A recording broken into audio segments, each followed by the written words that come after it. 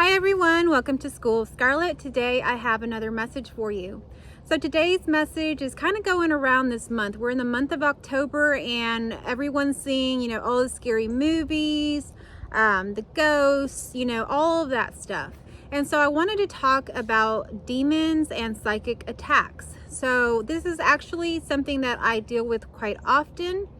If y'all don't know, I do counseling sessions. I do one-on-one sessions with people here online. And one of the main things that I see a lot of the times is people coming to me feeling that they're being attacked. And they're being attacked by some kind of entity, the devil, a demonic attack, something of that nature. And so we have to kind of unravel all of that. And so I want to address that here today. There's some messages that have come through today around this topic, and I want to bring some more clarity to it. Now, this is a controversial subject. It is something that you may or may not resonate with, but I really want to get to the core of this and really share with you what I believe is the truth of demonic and psychic attacks. So having dealt with quite a bit of demonic and psychic attacks with other people, I think I have the experience to talk about this. I myself have experienced this for myself throughout my time in different arenas. Originally, when I started in the Christian church, we would see a lot of times that the pastor would talk about how there are demonic attacks happening on the church. Oftentimes this would be when people would be leaving the church, when there'd be turmoil. Even more recently, at a church that I attended more recently, there was a man that was cheating on his wife with an underage girl, and basically the pastor attributed this as a demonic attack on the church.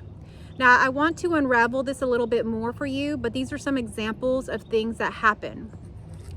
In the church, oftentimes, maybe whenever there wasn't enough money coming in, or there was a health issue come up with somebody in the church, the pastor would often talk about how the church was under attack.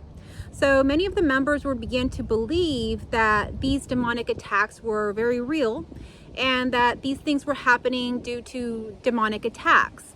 Whereas I'm going to share with you a different perspective on this here.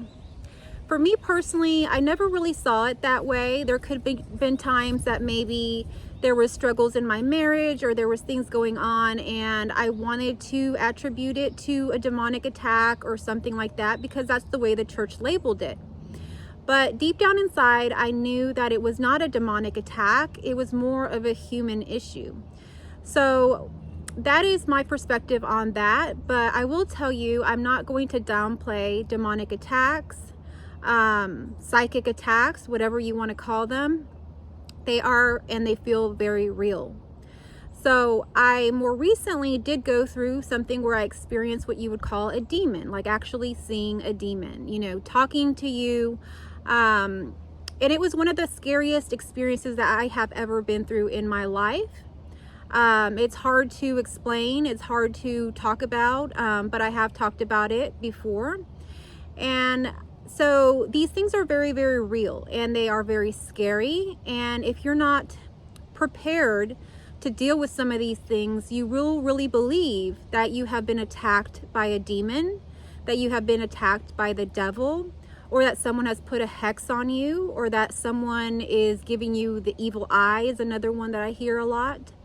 That someone has put, a curse on you is something I hear a lot. So oftentimes I'll have someone come to session and describe to me that someone has literally put a curse on them.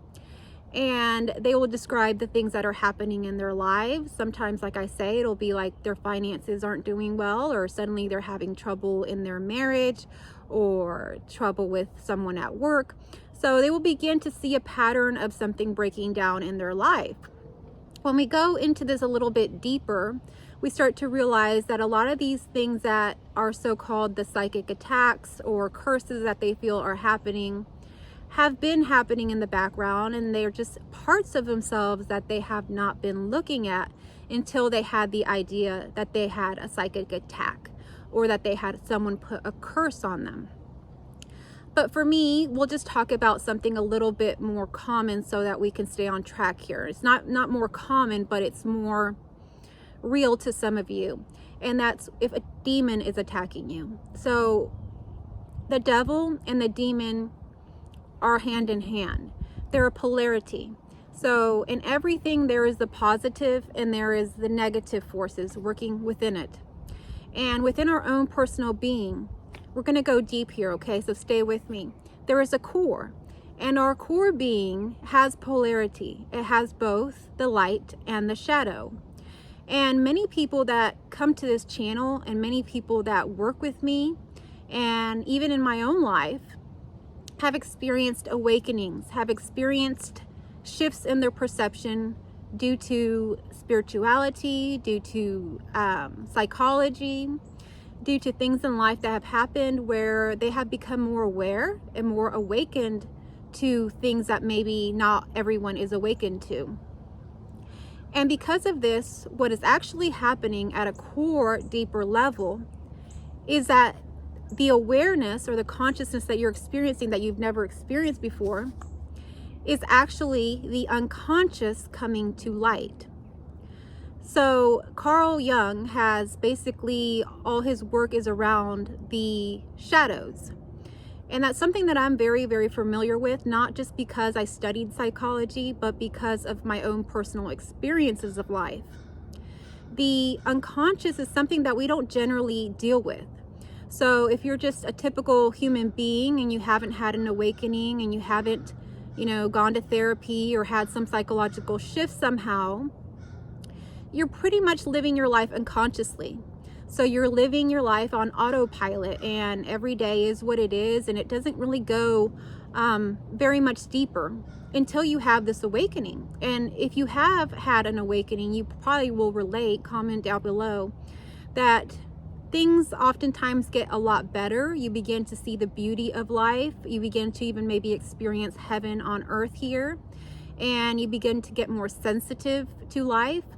But at the same time, those sensitivities awaken the unconscious. The unconscious is something that is always being suppressed by our ego, because the ego is threatened by the unconscious. The unconscious can bring up things that you've stored. So for shadow work, oftentimes we find that the shadows occurred way back when we were children. So when we felt something was unacceptable or that a part of us was not lovable, we hid that part of ourselves. Or let's say that as a child you went through some sort of trauma, abuse, or you experienced addiction in your home, or you experienced something more on the negative polarity. You hid that part of yourself. You hid it from the world, from your peers, everybody around you, but you also hid it from yourself. You put it away so that you didn't have to experience that pain as a child. But as a child, you did that because you were unconscious to the fact of all the help that is out there, how to deal with these things, coping mechanisms. You were very young in your consciousness, so the only thing that a child can really do is suppress that, hide that. And so develops the shadow. And the shadow doesn't go away. It becomes a shadow in your being that later manifests into a mask that we now put on for the world. We act a certain way that we feel is acceptable. We act a certain way which we feel is more lovable or is least painful to our experience of life. And so we take on masks and personas that are not who we truly are. That is why the awakening process is more of a shedding process, because it's actually taking those masks off. It's actually unveiling the truth of who we are and getting down deep into the core of who we truly are. So taking away all those masks and shadows that we used when we were a little more immature to mask those very painful aspects of our lives. But as you awaken, whether that's a conscious process or not, it usually is not, right? It just happens, like boom, you're awakened in some way. And as that happens, we do have a period of really having a lot of bliss, of love, unconditional love. But you will find that one awakening is not the last thing. It keeps going. You have more and more awakenings. because what's happening is that the unconscious is becoming conscious to you. And in doing so, that really like pulls up the roots, shakes it up, and really makes you see what was down there, those hidden aspects of yourself, and really helps you to then ground these roots in truth and really unmask yourself and begin to live a more authentic life. So the awakening process is not for the weak. Oftentimes seeing demons, having these psychic attacks, have led many people to go into psychiatric hospitals. They begin to have like psychosis because they begin to see these demons. It can be very real. It definitely can. I'm not disputing that. So the process of awakening can be very painful as well, but you're safe to do so. And not everybody can go through that alone. You may actually need some help through that. You may have to go see a therapist or someone that works with shadow work like myself and work through these things in a safe manner. It's not for the weak. These aspects of the shadow are oftentimes the most traumatic parts of ourselves. So the nature of awakening is actually a shedding of the false self, and then the re-emerging of the authentic self. So I talk a lot about authenticity on this channel, and I talk about it more in a way of, I like to say, more positive. But the truth is that awakening is not all love and light. It's shadow as well. And if we deny the shadow, if we suppress the shadow, if we don't go into the shadow as it's trying to come up in your being, it will manifest itself stronger and stronger and stronger. So you may actually experience what you think is a demon, what you think is a psychic attack, what you think is the devil. But truly, it's your shadow, and your shadow can be called a demon if you like. But essentially that demon that appears, let's say that you do see a demon, you do experience the devil, is actually just a part of yourself that you fragmented away, that you haven't been wanting to look at. So now it's screaming to you louder and louder, look at me. And anybody who has actually been through a demonic attack, seen the devil, whatever you want to say, and survived it and come through and talked about it, can look back and see that there was something there they had to see. And that aspect that came through as a demon actually showed them something about who they truly were and helped them to release the shadow, helped them to kind of open that dam so that the energy could flow. So you can imagine that your shadow is like a child. Imagine that you have a child that is very messy, and you just want to put that child away. So you send that child to their room and you say, go to your room, you're too messy, I don't want to deal with you right now. And that's how we see our shadows. We see them as a big mess, so we don't want to go there. But as you send that child to its room, it's a messy child, yes. But if you keep ignoring that child is going to begin to scream, to yell, to knock on the door, to try to get out. And eventually you're going to have to go in there and deal with that messy child. So that is exactly what is happening with your shadows. I oftentimes see people that have gone through non-dual awakenings, and most of them have not actually gone through awakenings. They just know the concept of it. And this can be very damaging because it allows people to kind of bypass for a short time these shadows. But you see, life will never let you bypass anything here on this earth. So you may want to spiritually bypass your shadows and the issues and things that you think, you don't have anymore. But as you try to fool yourself and act like those shadows don't exist, they're going to scream louder and louder in different ways, where they might even manifest in some of these scary things like demons. And you're going to have to deal with them, because when you have a demon up in your face or in your reality, whether it's happening in your mind or really happening in front of you, whatever it is, you're going to have to face it. At that point, there's no more sending the child to their room. You have something right there in your face to deal with. So the dangers of suppressing your shadow can manifest into a lot of different things. If we suppress our shadows, we can really begin to take on the persona, the masks, and all this stuff even deeper and deeper and deeper, and really do harm to others. So if you're in this awakening process, it's time to kind of deal with those things as they come up. The more that you awaken and you see that everything truly is love, and everything in your reality is one, and everything in your reality is actually an illusion, you begin to feel safer. But those so-called attacks don't stop. They still happen, but now you have to see them as a part of you. You see, because it is a part of you. As you were growing up, as you were going through these traumatic things, you kind of fragmented into different parts. See, you're one whole, but as these things began to happen, you fragmented into this part, into that part. And so there are parts of you that you have not met yet. And when you meet them, they're going to be pretty angry that you've not dealt with them for a while. But all parts are part of you. And as you awaken to more and more, you're going to realize that all parts are you. Everything that is happening is you. And even a so-called demon or a devil is actually just a part of you that you need to deal with, that you need to look at, that you need to see as part of you, and see how you can integrate it, because you are actually not meant to be fragmented. It's a response to trauma.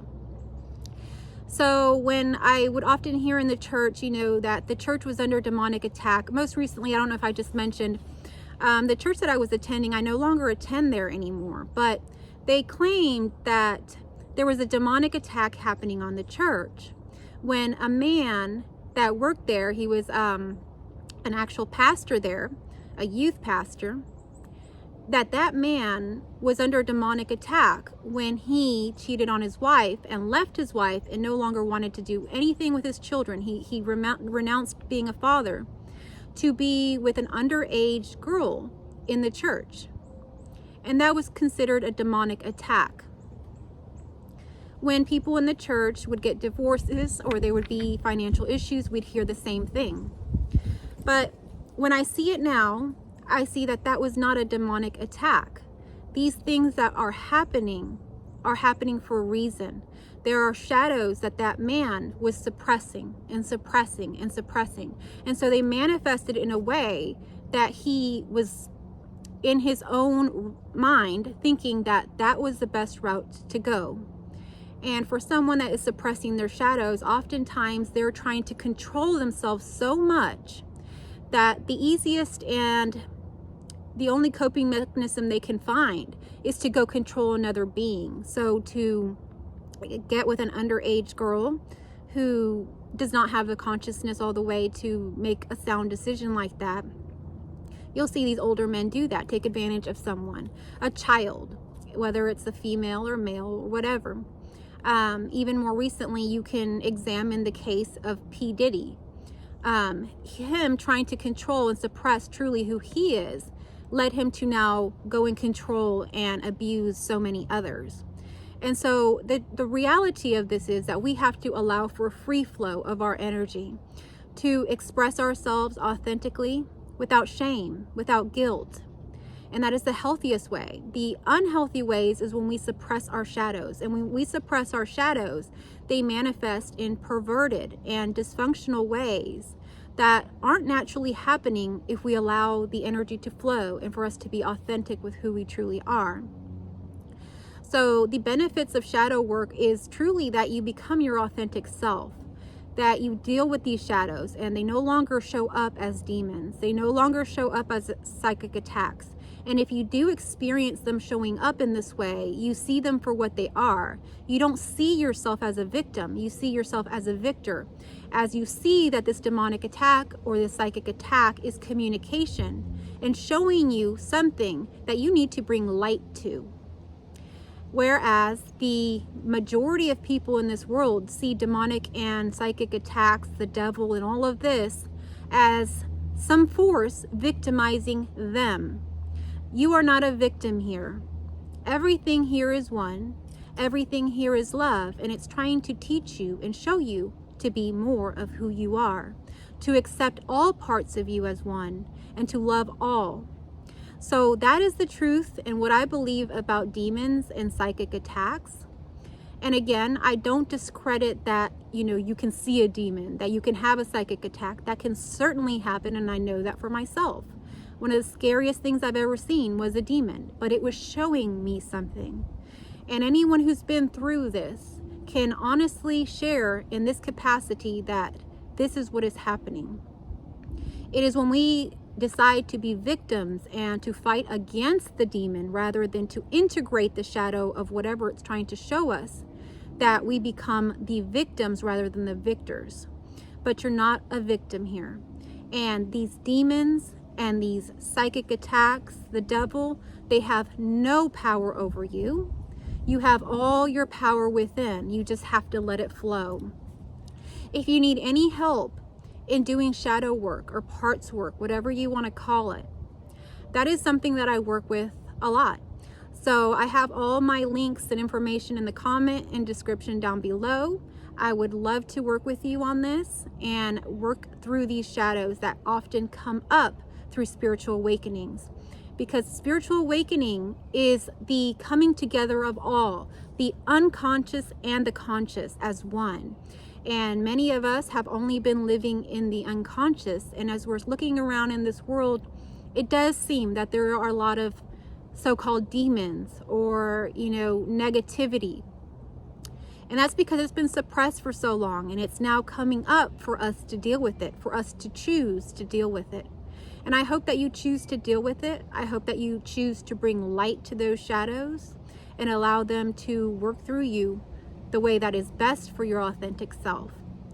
If this message found you well, if it resonated with you, please give me a like.